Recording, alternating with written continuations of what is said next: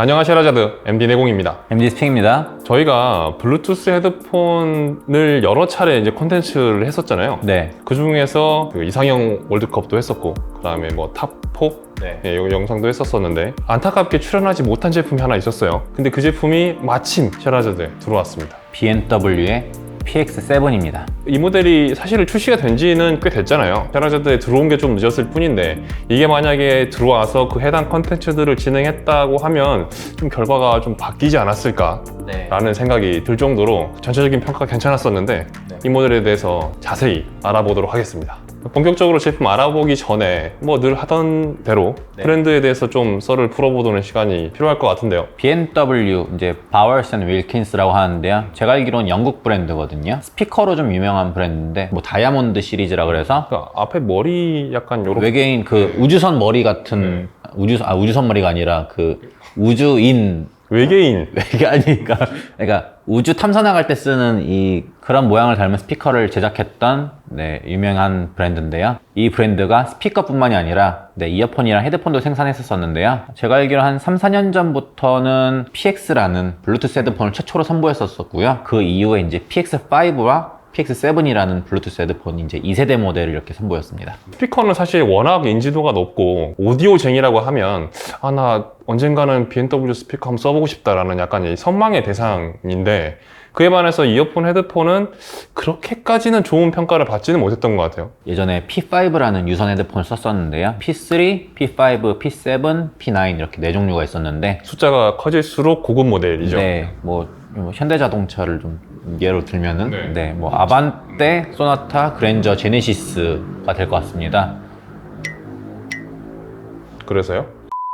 그러니까 이게 BMW 자체가 약간 프리미엄 지향적인 그런 브랜드라서 그런지 전반적으로 평가가 그렇게 좋지는 않았지만, 그래도 이제 상위 모델로 올라가면 괜찮다 이런 평가를 좀 들었던 것 같아요. 그래서 차도 일단은 구매할 거면 약간 풀옵션 이런 느낌이 괜히 나온 게 아닌 것처럼 아까 이제 차에 비유를 해주셨길래 이 BMW라는 브랜드도 고급 모델로 가면, 그러니까 더 숫자가 큰 모델들은 평가가 괜찮았던 것 같아요. 오히려 저희 이제 이어폰 헤드폰 브랜드 중에서 디자인 쪽으로 약간 프리미엄이 있다라고 얘기하고 싶은 유명한 브랜드가 있잖아요. 덴마크에 B&O가 있고 영국에 BMW가 있습니다. 본사에서는 이제 차량 브랜드 있잖아요. BMW가 있으니까 그거랑 헷갈릴 수 있잖아요. BMW, BMW 이렇게 헷갈릴 수 있어서 BMW라고 부르지 말고 바워스 앤 윌킨스라고 불러주세요 라고 얘기를 했지만, 줄임말을 좋아하고 효율성을 좋아하고 빠른 거를 좋아하는 우리 한국인들한테는 별로 통하지 않는 얘기입니다. 뭐 뱅앤올롭슨도 사실 좀 발음이 좀 어렵거든요. 네. 어렵죠. 그래서 비에노 하잖아요. 네.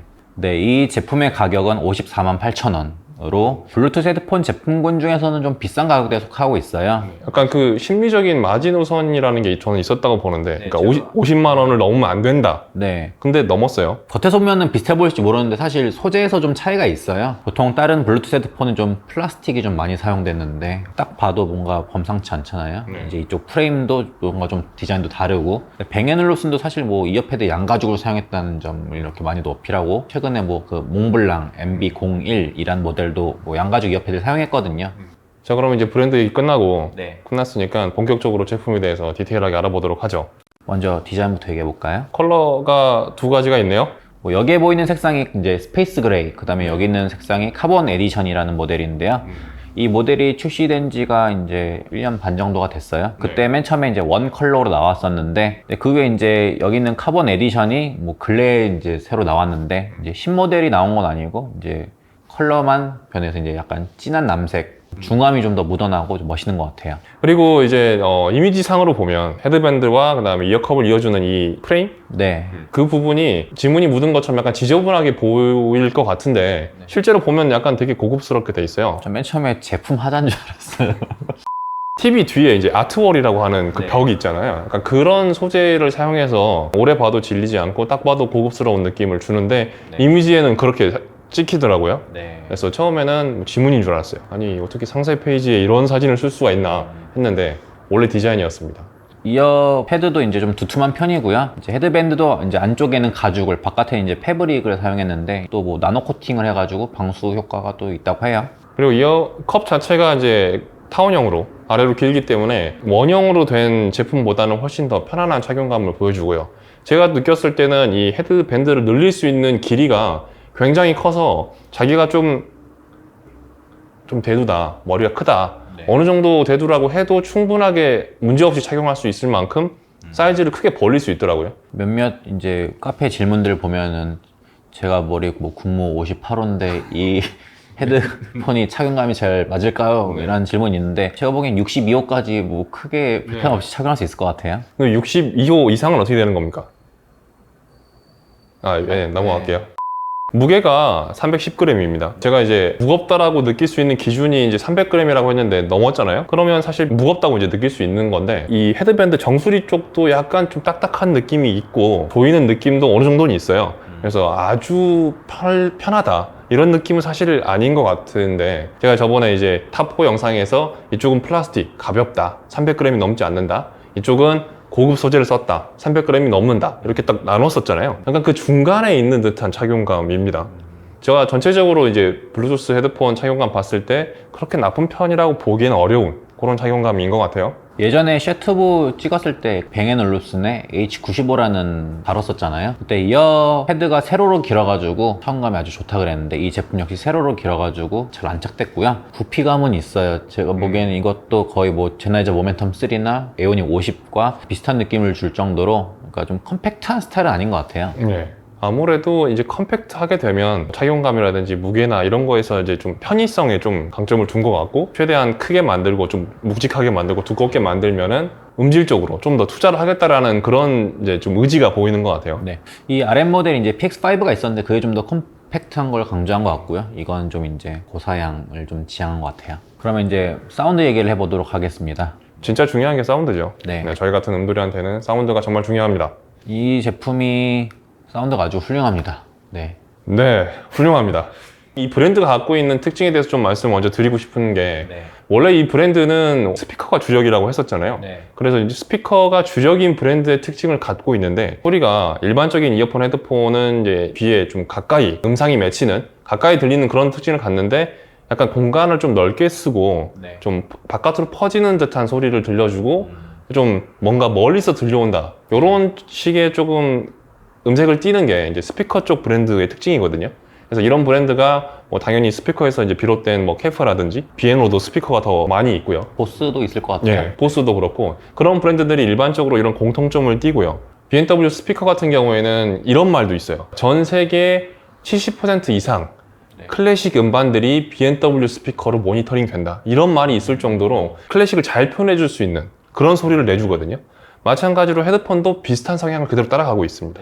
저희가 이제 자주 얘기한 바가 있잖아요. 클래식을 잘 표현하기 위해서는 두 가지가 잘 되어야 합니다. 하나는 이제 아주 작은 소리부터 아주 큰 소리까지 낼 수 있어야 하고, 그 다음에 아주 낮은 음역대부터 아주 높은 음역대까지 소화할 수가 있어야 되는데 그게 아주 잘 돼 있어요. 그러니까 클래식이 조금 음악 장르의 왕이라고 표현하기엔 좀 그렇긴 한데 그게 어쨌든 취향이니까요. 근데 확실한 거는 클래식이라는 장르를 소화하려면 성능이 무조건 좋아야 됩니다. 이건 확실해요. 그래서 그 클래식을 들으시는 분들은 이 제나이저 브랜드와 마찬가지로 이 브랜드의 제품도 눈여겨보시면 좋을 것 같아요. 저는 이 제품이 좀 저역이 쫀쫀하고 엣지 있는 게 좀 인상적이었어요. 제가 예전에 이상형 월드컵을 탈 때도 그 제나이저 모멘텀 3를 많이 푸시했잖아요. 네, 많이 밀었었죠. 네. 이건 저도 감히 고르기 어려운 모델 두 개인데 저는 제나이저예요. 저도 실망이- 반전인데요? 실망입니다. 그 이유가 하나가 이제 저역의 쫀득한 엣지 있는 사운드의 느낌이었는데 이 제품도 약간 비슷한 성격을 가지고 있어요. 해상도가 높다 하면은 이제 저역의 해상도보다는 고역의 해상도를 많이 지칭하는 경우가 많거든요. 그래서 최근에 슈어 에이오닉 50이 이제 블루투스 헤드폰 중에 최고 해상도의 스펙을 가지고 있다 뭐 이런 식으로 표현을 했었는데, 저는 반대로 저역의 해상도도 있다라는 걸 좀 얘기하고 싶어요. 기존의 블루투스 헤드폰 같은 경우에는 좀 이제 노이즈 캔슬링도 집어넣고 하다 보니까 전반적인 튜닝이 뭐 저역이 좀 좋다 하더라도 좀 솟은 상태로 약간 부한 느낌이 있었거든요. 약간 붕붕거린다라고 표현을 하잖아요. 네. 뾰족뾰족, 그러니까 엣지 있는 사운드보다 좀 뭉글뭉글하게 넘어가는 그런 튜닝이 많았었는데, 이 제품 같은 경우에는 그런 느낌보다는 펀치감 팍팍 때려주고 그런 표현들이 되게 좋았었어요. 그리고 제가 이제 이 제품이 이제 음역대가 되게 넓다고 했었는데 그거와 더불어서 한 가지 좀 인상적인 점은 그러니까 저는 기본적이라고 생각하는 능력이 하나 있는데 그게 소리의 음역대별에 따른 물리적인 위치예요. 무슨 말이냐면 제가 생각할 때에 고음은 이쪽에서 나와야 되고 중음은 이쪽에서 나와야 되고 저음은 이쪽에서 나와야 해요. 네. 그래야 좀 그러니까 안정감이라는 부분에서 조금 편한 느낌을 받을 수가 있는데 이런 제품이 은근히 많이 없어요. 저는 기본이라고 생각하는데 그런데 이 제품은 가장 완벽하게 그걸 표현해놓은 것 같아요. 대부분 이제 중고음은 다 위쪽에 맺혀요. 네. 중음도 이제 귀에서 가까이 들리고 그런데 극저음 같은 경우에는 약간 어설프게 표현이 되는데 PX7 같은 경우에는 여기에서 나옵니다. 저음이. 네. 그래서 이렇게까지 극저음을 잘 표현해내고 그 다음에 위치까지 잘 잡아주는 헤드폰은 제가 봤을 땐 이 제품이 처음인 것 같아요. 네. 그래서 아주 소리에 있어서는 그러니까 아까 얘기한 그 음질로 최강이라고 불리는 에이오닉 50하고 네. 견주어 봐도 크게 떨어지지 않는 수준이다라고 생각이 돼요. 보통 유선 이어폰이나 헤드폰도 저역까지만 표현해주지 극저역까지 이렇게 포인트를 딱 내주는 제품들이 많이 없거든요. 근데 블루투스 헤드폰에서 이 정도까지 극저역 표현해준 거는 저는 되게 의미가 크다고 보고 있고요. 이 제품 같은 경우에는 어떠한 블루투스 헤드폰보다 가장 뭐 밸런스가 좋다고 저는 생각하고 있어요. 이 BMW 제품들 들으면 약간 기품이라고 해야 되나? 고상한, 우아한, 귀족적인 약간 이런 느낌이 좀 들어요. 근데 이런 느낌을 주는, 그러니까 이런 이미지를 받을 수 있는 브랜드가 굉장히 희귀하거든요.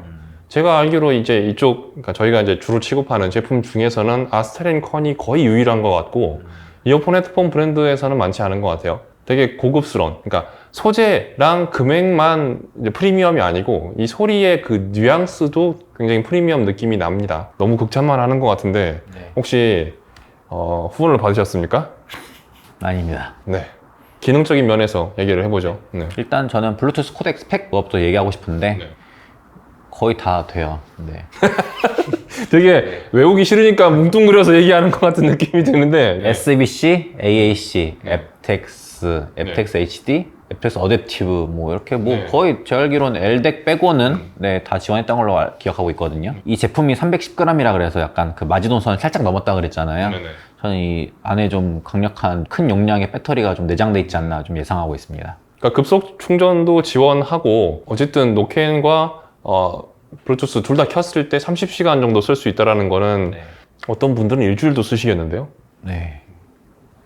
그리고 많은 분들이 헷갈리는 두 기능, 멀티 페어링과 멀티 포인트가 둘 다 지원이 됩니다. 전 사실 멀티 페어링은 뭐 그렇게 좀 많이들 하니까 그걸 다 쳤는데 멀티 포인트는 좀 의외였어요. BMW에서 이런 것까지 챙겨주다니 굉장히 감사한 일이다라는 생각이 들고, 멀티 페어링 같은 경우에는 그 이 BMW 전용 앱을 들어가 보면 이때까지 자기가 연결했던 기기가 다 떠 있어요. 그래서 거기 스위치를 껐다 켰다 하면서 간단하게 페어링을 할 수 있거든요. 그동안 멀티 페어링을 지원한 기기들이 많았는데 이렇게까지 간편하게 일목요연하게 보여주는 제품이 있었나 싶어서 이렇게 다양한 기기를 쓰시는 분들, 저 같은 분들? 네, 저 같은 사람한테는 굉장히 편리한 기능인데 되게 잘 쓰게 만들어준 것 같아요. 그래서 이 점에서도 좋은 인상을 받았습니다. 그 BMW 어필 들어가면 이제 좀 다른 브랜드와 좀 차이점이 있는데 BMW는 사운드를 건드리는 어떤 요소도 얄짤 없어요. 그러니까 이게 자존심이 너무나 강력한 나머지 잘 만들었으니까 너네는 듣기만 해. 아무것도 건드리지 말고 약간 이런 느낌이에요. 또 어플에서 신기한 게 있는데 그 사운드스케이프라고 있어요. 최근에 자동차에도 들어있는 기능인데 이게 자동차 하다가 운전하다가 좀 화나는 경우가 막 있잖아요. 심신의 안정을 위해서 자동차에 그 자연의 소리라고 한 여러 가지 사운드, 뭐 새가 지저귀다든지 뭐 숲속에 들어간 듯한 사운드라든지 BMW 어플에도 그런 사운드스케이프가 6가지가 제공되고 있고요. 이 제품의 노이즈 캔슬링이 있어요. 액티브 노이즈 캔슬링이 있는데 아주 좋지는 않고 또 아주 나쁜 건 아닌 것 같아요. 여기서 좀 기대치가 높아서 그런지 이 제품이 이때까지 이제 평가가 다 괜찮았잖아요. 그래서 액티브 노이즈 캔슬링도 좋지 않을까라는 기대를 했었는데 아주 만족은 못했습니다. 제나이저 모멘텀 3 와이어리스와 비슷한 느낌이에요. 노이즈 캔슬링 자체가 음질에는 독이 되는 기능이잖아요. 외부 소리를 파악한 다음에 반대 위상을 만들어내는 거다 보니까 음악을 재생해야 될 그 드라이버가 일부가 이제 노이즈를 만드는 데 쓰이고 있기 때문에 음질에는 좋을 수 없는 기능이잖아요. 그래서 노이즈 캔슬링은 썩 그렇게 썩까지는 아니고 그냥 한 중간 정도인 것 같아요. 상급은 아닌 것 같다는 생각이 좀 들었습니다. 비슷한 의견이고요. 일단 기본적으로 오버이어고 좀 구경이 크다 보니까 저는 액티브보다 좀 패시브적으로 많이 소음을 차대는 게 좀 강점이 있지 않나 싶고요. EQ에서 사운드를 건드리지 못하게 그런 기능이 아예 없기 때문에 저는 노캔도 사실 그렇게 크게 기대하지 않았어요. 이 제품은 음질이 큰 가중치를 두는구나 해가지고 네. 굉장히 편파적인 리뷰였던 것 같은데 어쨌든 정리를 한번 해보도록 하겠습니다. 네. 저는 개인적으로 이상형 월드컵에 이 제품 나왔으면은 네, 모멘텀 3 말고 미안한데 좀 근데 이 제품 많이 푸시했을 것 같고 그 정도로 좀 뭐 디자인이나 사운드나 뭐 내외적으로 다 만족스러운 제품이었던 것 같아요. 그러니까 모멘텀 3 얘기하셨길래 그 아까 클래식 좋아하시는 분들한테 추천드린다고 말씀드렸었고 근데 비교를 하자 그러면 제나이저 쪽이 조금 그런 에너지라고 하나? 아니면 그 순간적으로 그 몰아치는 에너지를 표현하는 느낌은 모멘텀 쪽이 조금 더 우수해요. 그런데 PX7 같은 경우는 조금 더 뒤로 멀어져서 중립적이고 객관적인 모습에서 그렇게 연주를 하거든요. 그래서 조금 더 몰입도가 높은 거는 모멘텀 쪽이라고 보고 전체적으로 조금 지휘자 같은 느낌을 받는 거는 PX7 쪽이라서 이건 뭐 취향 차이긴 한데 어쨌든 성능 자체는 둘 다 아주 매우 만족스러운 전체적으로 봐도 과연 BMW가 프리미엄 브랜드구나 라는 걸 알 수 있게 하는 프리미엄 헤드폰이었습니다. 청음을 하면 좋겠지만 청음 못 하시는 분들이 많기 때문에 저희 영상으로 조금이나마 도움이 되셨으면 하는 바람입니다. 긴 시간 동안 시청해 주셔서 대단히 감사합니다. 감사합니다.